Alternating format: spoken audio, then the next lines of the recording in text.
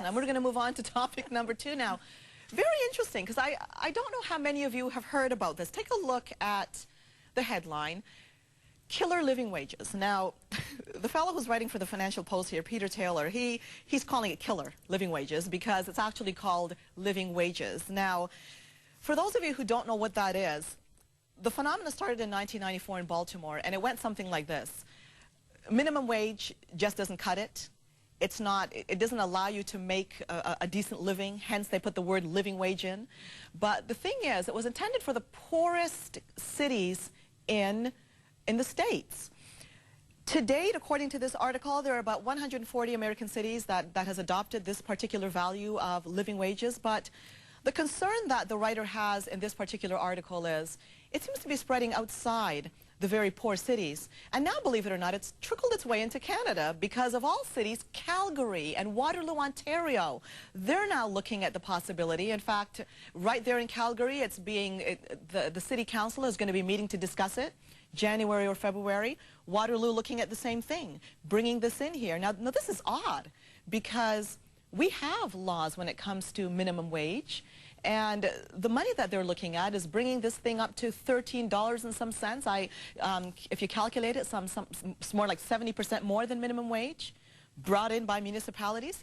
Have the two of you ever heard of such thing before this particular article was raised? Well, I mean, it's just the flavor of the day and the more extreme one, isn't it? I mean, you know, this is from each according to his ability to each according to his need. The taxpayer, the local taxpayer is going to be paying this, and the 3 towns that are mentioned in the article, Waterloo and Calgary and et cetera within Canada, were actually above average towns as far as what people are earning.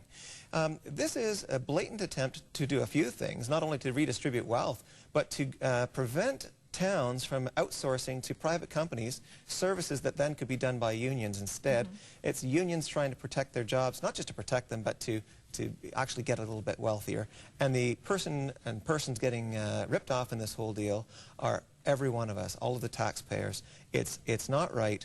The city, you know, government is being used as a cover for what is no different than a theft. And I would encourage any of those union guys to just come to my door, bring a gun, put my head up against the wall, say, give me some of your money, instead of electing someone to do it for them, which is exactly what they're doing. Now, the big question to you, the viewer, would you like to see your city opt for that phenomena called living wages and bring it in? Now, it's kind of ticklish how this is being handled because according to the article, municipalities don't have the power to legislate across the board. So what they're doing is, if you happen to be a contractor and you're working at all with the municipalities, or even if you're getting any kind of a subsidy from the municipalities, you're going to be subject to this living wage. So what it amounts to is, if you happen to be working in these areas, you're basically shut out because then the municipalities may not really find it feasible to contract your services anymore under this kind of a wage. So how do you feel about it? On the other end of the stick, if you're making minimum wage, maybe you're happy to see that wage go up to a living wage. Let us know how you feel. And Raheel, how do you welcome be the devil's advocate here? You're going to welcome it. Yes, I am. Because I think, you know, the cost of living has, you know, there's something called COLA, which is the cost of living allowance. So either the cost of living allowance for people should go up. You know, 20 years ago when we came here, the minimum wage was $6. And look at how our cost of living has gone up. So I think for the person, you know, depending on the city that they're living in, it's different in different cities. So I think that it's a great idea because, you know, people need to get a higher cost of minimum wage and a higher cost of living. But, you know, it does have some downsides. I mean, I won't say it's totally acceptable because the guy who's earning $14 an hour, which is just a few cents above the minimum cost of living in some cases, may not feel comfortable about this. Now, I'm glad you brought up different cities because if you happen to be living in BC, it was calculated in Vancouver, that living wage was calculated at $16.74, and that's based on the parents, both of them, and 2 children. It'll be $16.74, but if you happen to be a single mom, it's more than that. Right. And you may wonder, well, how did they come up with these numbers in the first place? Well, it's based on the Statistics Canada low income cutoff. That's what it's being calculated on. Mike, I want to hear what you think about that, though. Do you agree with it? Because I have a concern of how this was brought in. I'd like to hear what the two of you think. For instance, any government facing a possible election is quite careful when it comes to raising minimum wage, which we know there have been repeated calls for through the ages. This is a quite neat way to just kind of sneak it in the back door, leave it in the hands of municipalities to bring this in, And the way it's being brought in, somebody has to pay for it. Do you have concerns of how it's being introduced in society? It's not a question of how, for me, it's a question of whether. You know, I don't know why they stop at the tax stage. We know that the people who are achieving these higher incomes, not the lower ones, the higher ones are people who are more talented, they have more to offer society, they can sell products and services that are worth more than the guy who's making minimum wage. So why don't we do this? If we want to expose this for what it's worth, why don't we just force little Jimmy to give his A to Sally, who had a C, and average it out. So everybody gets a B, and no matter how hard Jimmy works for his A, he'll always end up with a B, or maybe even worse. Let's give to each according to his need. Give Sally the A, give Jimmy, who earned his A C. And let's see where that leads society. Let's see how hard people work. Let's see how hard they work to get ahead when they know that it's going to be stolen out of their pocket and given to people who didn't earn it. Wow. Before we go for a break, let's go now to Andy on line 1. Hello, Andy. You're on the line. Yeah, I just changed my whole direction. I mean, I am totally appalled by the so-called Freedom Party man saying that, you know, like to take from A to give to C and make us all Bs. That is totally atrocious. I mean, I am totally disgusted. Anyways, the reason why I called in is, you know, like I live in a garden home, okay, a condo garden home, and we have a lot of, you know, like, you know, people who are working at minimum wage, all right? And I mean, I've seen, you know, like, even, you know, some of the, you know, some of the guys here, they lace their boots, okay, with the whippersnipper cords, okay, because they can't afford the cords. And I've even given them coats a couple of times. You know. And you're happy to see this come in? You'd like to see this come in? Absolutely, and it's got to be across the board federal. We're going to go for a break. We'll be back after this to discuss it. Stay tuned.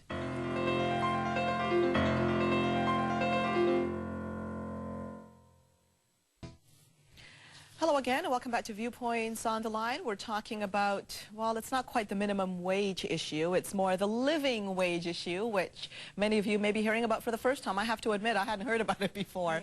And I'm going to have to give you a chance to respond to Andy here, okay? Go ahead. Yeah, well, first of all, Andy, I hope you know that I was being facetious there. I'm suggesting that it would be absolutely morally criminal to take away someone's grade A and give them a C and give the C earner an A. I think that's abominable.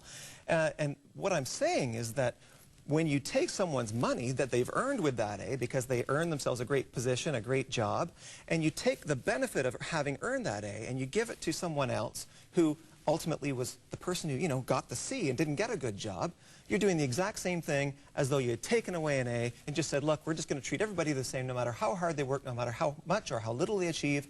And I think that's completely and utterly soul-destroying. It punishes achievement. It punishes merit. It punishes hard work. We have to be a society that values achievement rather than saying, well, that all comes secondary. First, we're just going to relieve suffering. No, first comes advancing ahead, pursuing happiness. That's what makes a society great.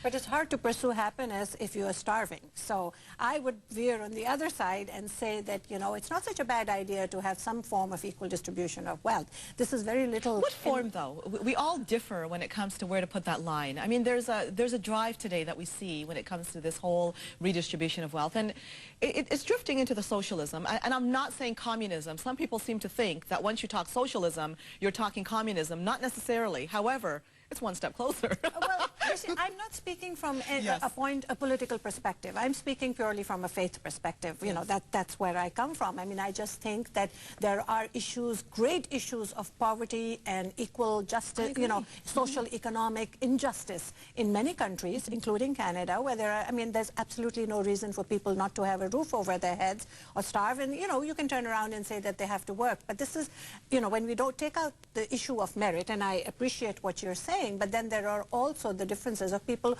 for example, who just have basic cost of living, which is that, you have to pay a rent or you have to pay a mortgage, yes, which may be different in different cities of Canada. So, if your minimum wage can come up to affordable housing, then we've got something to talk about.